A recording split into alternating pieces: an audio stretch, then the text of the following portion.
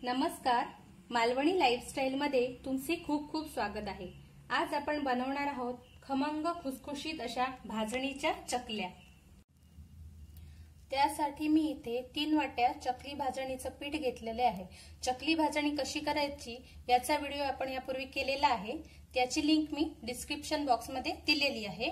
तर ते पीठ मी 3 वाटी ह्या वाटीच्या मापाने घेतलेलं आहे। 2 चमचे लाल तिखट, 2 चमचे पांढरे तीळ, चिमूटभर ओवा आणि 1.5 चमचा मीठ। एका परातीमध्ये मी आता प्रथम पीठ घेतले ते काढून घेते सगळं भाजणीचं।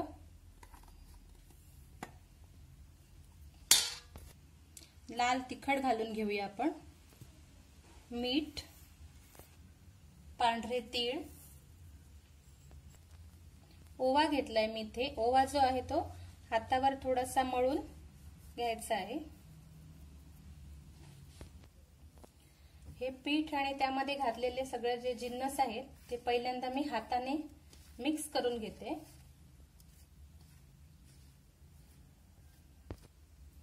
तीन वाट्या पिठासाठी पाव वाटी तेल मी इथे घेतलेले आहे, ते आता कडकडीत गरम करून घेणार आहे। कडकडीत तापवलेलं तेल मी या पिठामध्ये घातलंय।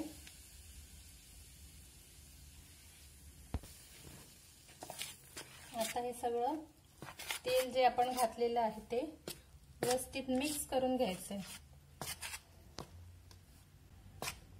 याच्यामध्ये जास्त तेल वापरायचं नाही, कारण जास्त आपण जर तेल घातलं तर ते सगळं चकली तेल ओढून घेतात आणि आपली चकली तेलकट होतात।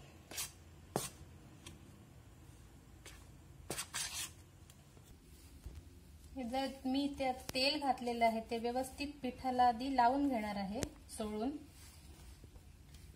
सगळीकडे तेल लागणं खूप गरजेचं आहे। पहिल्यांदा मी पाणी घालायच्या आधी तेल सोडून घेणार आहे, जे आपण घातलेलं आहे ते व्यवस्थित।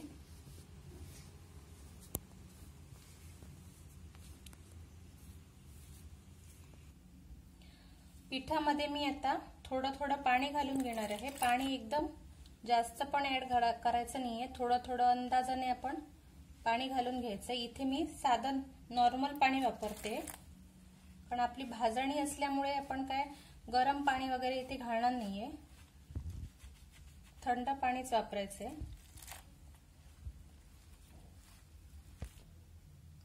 चकलीचं इथे मी पीठ मळून घेतलंय। पीठ मळताना घट्टच मळून घ्यायचंय आपल्याला, इथे पातळ करायचं नाही जास्त। ते आता मी 5 मिनिटं झाकून ठेवणार आहे।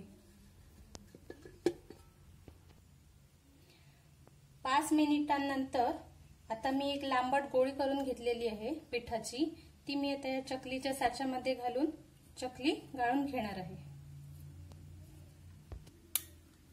आता मी इथे चकली गाळून घेते।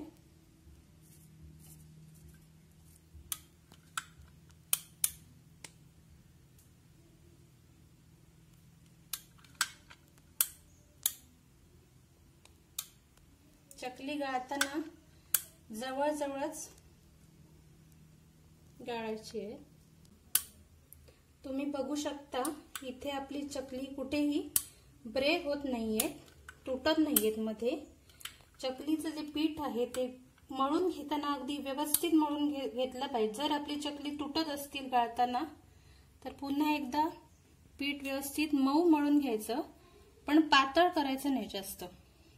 मी इथे कढईत तेल गरम करत ठेवलेले आहे, तर मी आता थोडंसं पीठ टाकून बघते तेल तापलंय की नाही ते।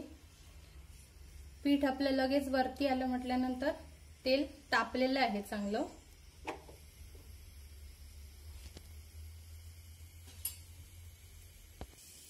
आता आपण चकली सोडून घेऊया।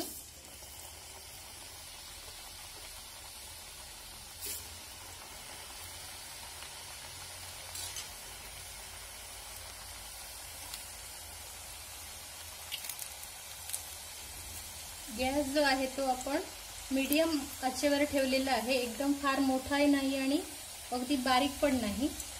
चकली जी आहे ते आतपर्यंत व्यवस्थित तळली गेली तर ती कुरकुरीत राहतात, नाहीतर काही काळानंतर ती मऊ पडून जातात। म्हणून आपल्याला चकली व्यवस्थित तळायची आहे। तर थोडीशी कडक झाल्यानंतर आपण परतून घेऊ।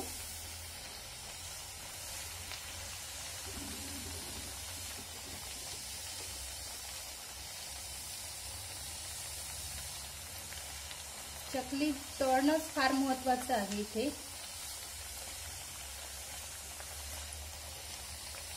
अशा प्रकारे आपण इथे आता व्यवस्थित बुडबुडे येताना दिसत आहेत आपल्याला। ते बुडबुडे हळूहळू थोडे थोडे कमी झाले की आपल्याला चकली काढून घ्यायची आहे।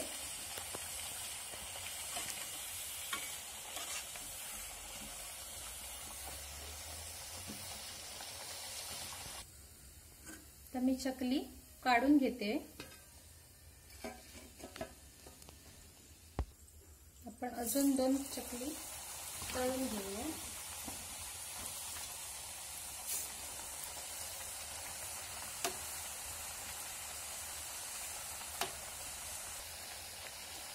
तेल जे आहे आपलं ते व्यवस्थित तापल्यानंतरच चकली आपल्याला तेलात सोडायची आहे, नाहीतर ती एकतर तेलात सुटतात चकली किंवा नंतर तेल जास्त पिऊन मऊ पडतात।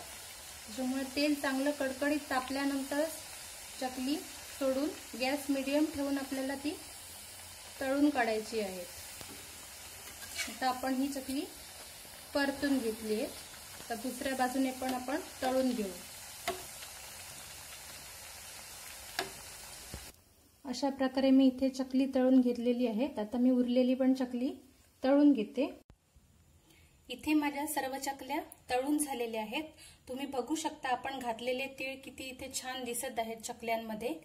तसंच इथे मी चकली तुम्हाला ओढून दाखवते। आतमध्ये इथे पोकळ नळी पण पडलेली आहे।